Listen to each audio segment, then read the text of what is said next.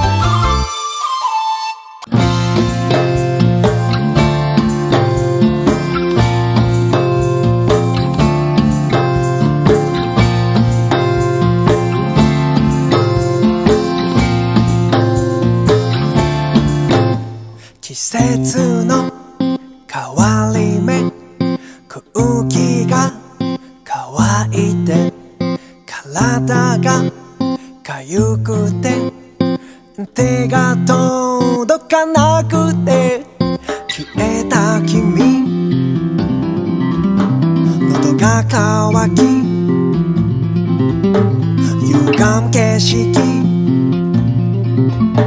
僕は飛び込んで心に口づけて膨らました。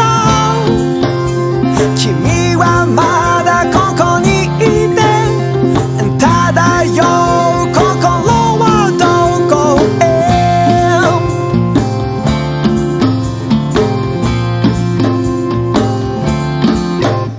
抑えつけていた手、そっと力を抜いて浮力に任せて空を見上げて出会った意味探した日々、